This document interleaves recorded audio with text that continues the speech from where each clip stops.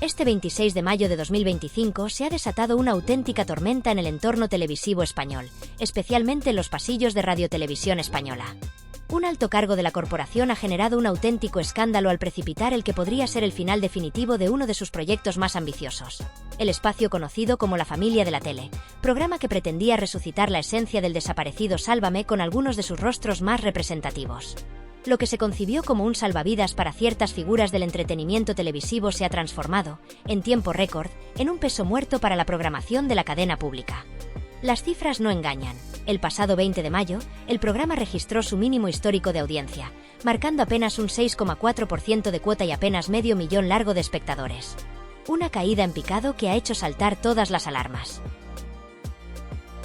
Sin embargo, lo que ha levantado más polvo no es solo la debacle del formato, sino la batalla interna entre periodistas y medios de comunicación sobre la veracidad de la información. El medio Es Diario, a través de su sección El Chismógrafo, donde colabora el periodista Jesús Manuel Ruiz, publicó recientemente que el programa tenía sus días contados y que podría ser retirado de antena antes de que termine el mes.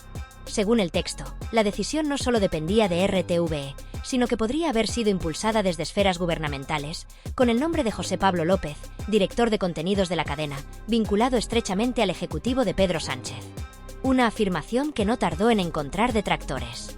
Algunos comunicadores han salido rápidamente a desmentir la noticia, tachándola directamente de bulo y fake news, lo que ha intensificado la tensión entre colegas de la prensa especializada. Resulta llamativo que, en lugar de contrastar versiones o debatir argumentos con respeto, se haya optado por el descrédito público entre profesionales del mismo gremio. Se ha evidenciado una carencia preocupante de ética profesional, ya que en lugar de centrarse en la información, algunos se han dedicado a desacreditar la labor de sus compañeros solo porque sus fuentes no coinciden. El artículo original apuntaba incluso que la orden de creación del programa fue a golpe de decreto, una decisión nacida desde los despachos de Moncloa y no desde la lógica televisiva. Según el periodista David Lozano, autor del texto y uno de los nombres que más ha insistido en esta versión, el programa no solo ha fracasado, sino que además representa un ejemplo de despilfarro con fondos públicos. De hecho, varios miembros del entorno de RTVE, consultados por Lozano, habrían calificado ya el formato como espacio zombie, una denominación que circula entre los trabajadores de la propia casa y que resume la percepción interna del desastre que ha supuesto este proyecto. Mientras esta polémica se intensificaba, en Telecinco se vivía otro momento de máxima tensión.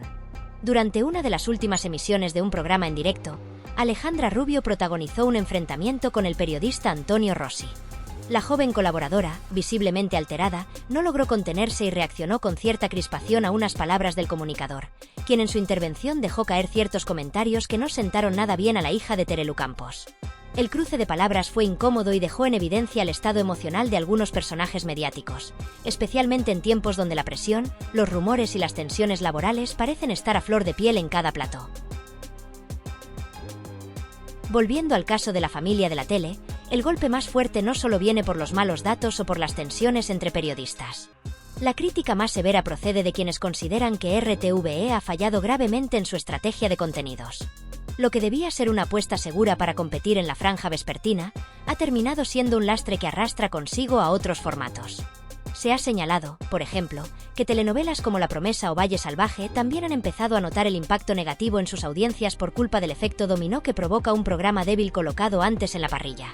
La situación es tan delicada que incluso se ha empezado a hablar en voz alta sobre la necesidad de reestructurar completamente las tardes de la una. En medio de esta situación, ha vuelto a salir a la palestra Baldomero Toscano, una figura clave en la historia de la televisión en España, quien formó parte del equipo que lideró Telecinco en su etapa dorada. Toscano ha mostrado su preocupación por lo que considera una gestión improvisada, carente de visión y demasiado politizada. Según sus palabras, lo ocurrido con este espacio televisivo no es una excepción, sino un síntoma más de cómo se están tomando decisiones desde criterios partidistas, ignorando completamente lo que verdaderamente engancha a la audiencia.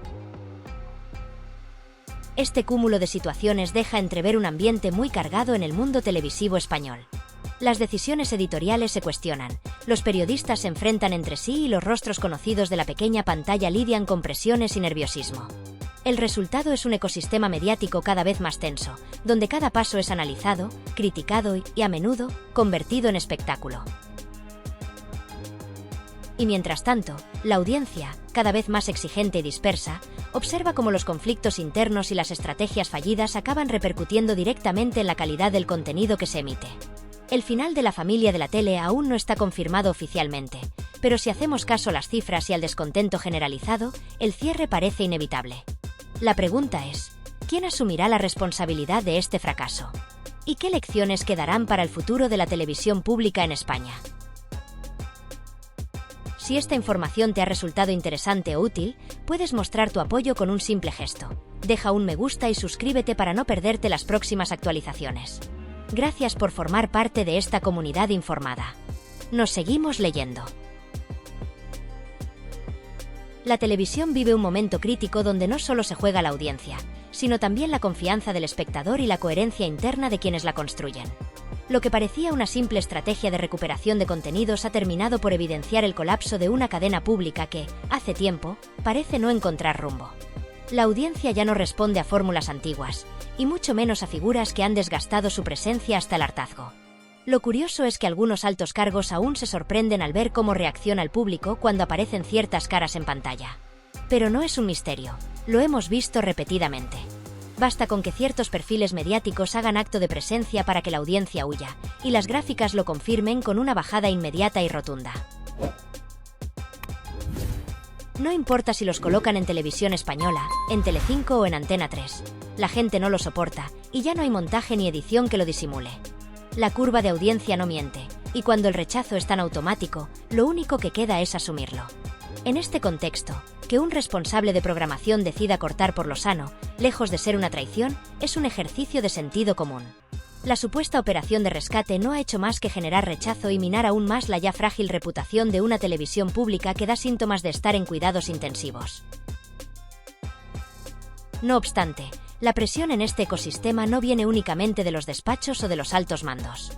También existe una responsabilidad individual, una exigencia profesional que deberían hacer desde dentro. No se puede culpar exclusivamente a una estructura cuando muchos de sus protagonistas no están a la altura.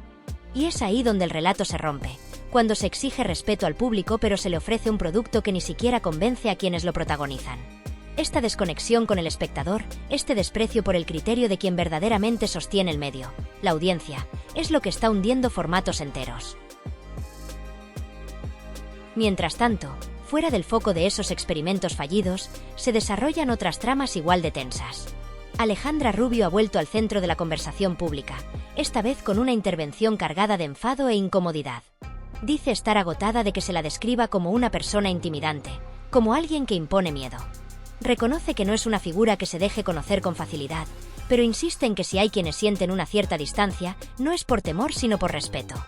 Argumenta que pone límites, que hay temas con los que no transige y que eso no debe confundirse con hostilidad.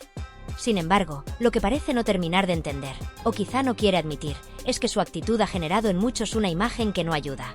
Y sobre todo, que esa imagen no es del todo ajena a sus propias contradicciones. Porque por un lado defiende su vida privada con vehemencia, se muestra radicalmente en contra de que su entorno enseñe fotos de su hijo, y se enfada si se comenta sobre él. Pero por otro lado, permite que su pareja dé entrevistas hablando justamente de esos temas, o que se tantee la posibilidad de comercializar incluso algo tan íntimo como el bautizo de su hijo. Ese doble juego entre proteger y exponer, entre exigir respeto y luego rentabilizar la exposición, es lo que muchos ven como hipocresía. Y no es una acusación gratuita. Hay ejemplos claros. Alejandra confiesa haber pedido a su madre que no enseñe imágenes del pequeño a terceros porque, según dice, no le gusta que se hable de su hijo en conversaciones ajenas. Explica que quiere mantener el control sobre quién ve al niño y quién no, y que eso forma parte de su derecho como madre.